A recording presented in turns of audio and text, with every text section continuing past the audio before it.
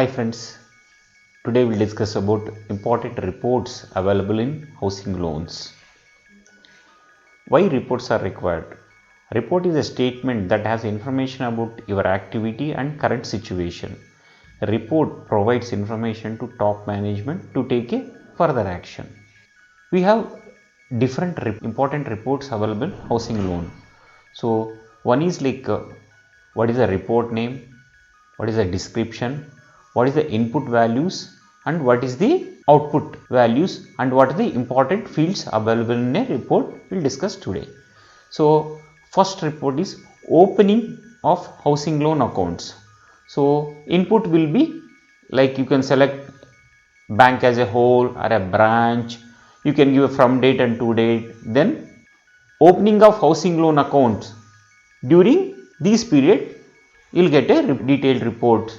So in that report important fields will be branch name, branch code, serial number, date of opening, customer ID, housing loan account number, mobile number, address, loan amount, disbursed amount, rate of interest, tenure, maturity date. These are the important fields available in opening of housing loan accounts. Second one will be closing of housing loans. So closing of housing loans between two periods, and you can generate for a branch, or you can generate it for a region, or you can generate it for entire bank. So if you take important fields, what is how much disbursed, rate of interest, tenure, maturity, date of closing.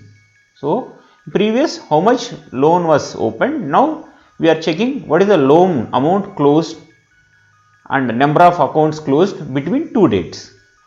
Disbursement amount. So same thing like disbursement, you can generate for a bank or a branch on selected dates. From date and to date you can generate a report.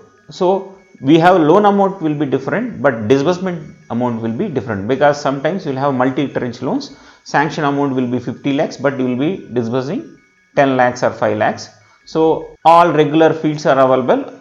Other than regular fields, we have loan amount, what is the disbursement date, and what is the disbursement amount is the fields available in this report.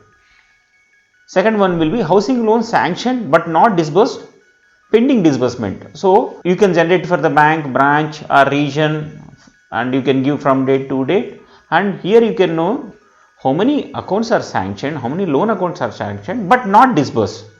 So then you will be knowing like why these are not disbursed, because of delay from our side, or a check is not prepared, or customer is not willing to take. So these out of this report management will be knowing like how many loans are sanctioned but not disbursed.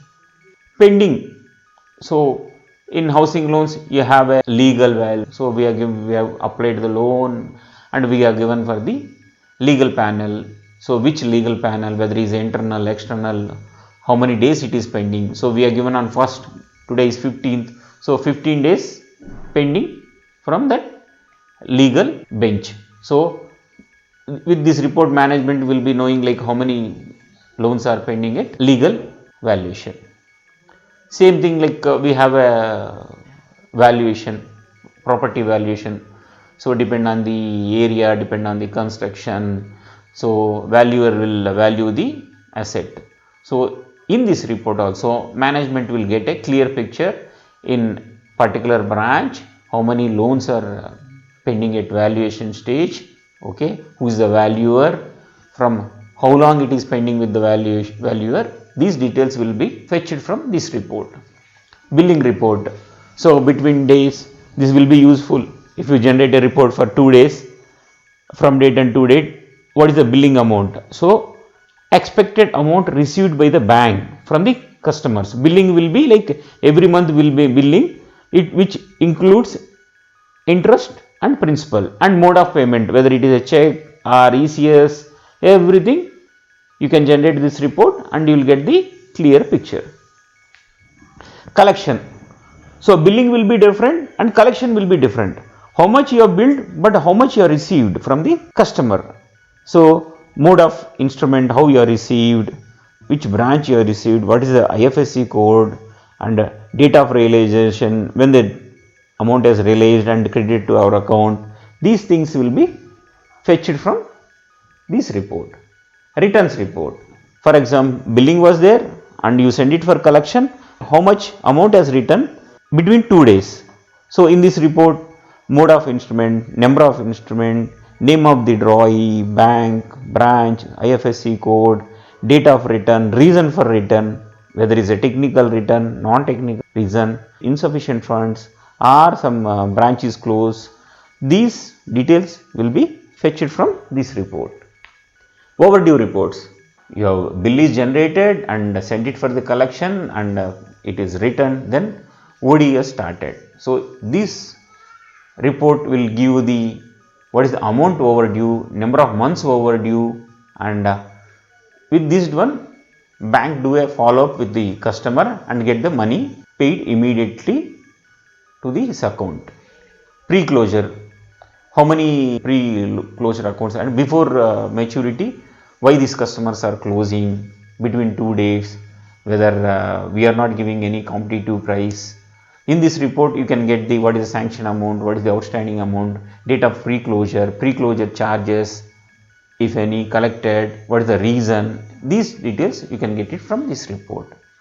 Closure report, normal closure, as per schedule how many loans should be closed between 2 days, whether all the loans are closed or still outstanding is there, what is the last outstanding amount, how much customer has paid, what is the closure date, everything you can get it from this report. Status of housing loan application. So branches or regional office or it may be any department, they will be verify this report, like how many loans have entered into the system, how many are pending at valuation, how many are pending at legal, and what is the present status, whether sanctioned or pre-sanction or post-sanction, whether pending at disbursement stage. These details can be generated from this report. Summary of disbursement. So in this one, between 2 days you can generate a report where what is the branch name, branch code, amount of sanction, amount of disbursement. So it is a consolidated amount. It is not by record. One record you will get, okay, X branch sanction was 10 crores and disbursed 8 crores. So then you can do a analysis why this amount has not disbursed or something. Audit trail. So you can generate audit trail for 2 days from date and to date. Then fields will be like branch name, branch code, modification of customer data, what type of data they modified, what is sanction terms, date of modification, who is approved, what is the power, when is approved. These details can be generated from this report. Target and achievement. So target and achievement, every branch will have a targets, March target, month target, quarterly targets, and what is the present situation from head office or corporate office or from the regional office. Every branch you can generate what is the target and what is the achievement and what is the number of days left. So you can follow up with the branch and you see that particular branch reached the target amount. EMI schedule. So what is the branch name, branch code, housing loan account number, name of the customer, due date, amount of principal, amount of interest, outstanding principal. These can be get from this report. Account statement. This account statement can be generated for a customer from date and to date.